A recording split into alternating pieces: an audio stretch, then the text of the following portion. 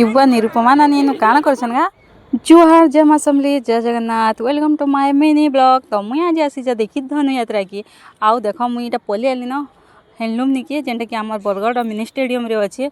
तो देख इन केना बढ़िया बढ़िया शाढ़ी मैंने भी अच्छे सम्बलपुरी पाट ड्रेस पीस सबू किसी अच्छे। तो जिन जिन मैंने भी घिनवा ले चाहूँ ई जगह के आसपास सब भेराइटी अच्छे और भल भल क्वालिटी दौन।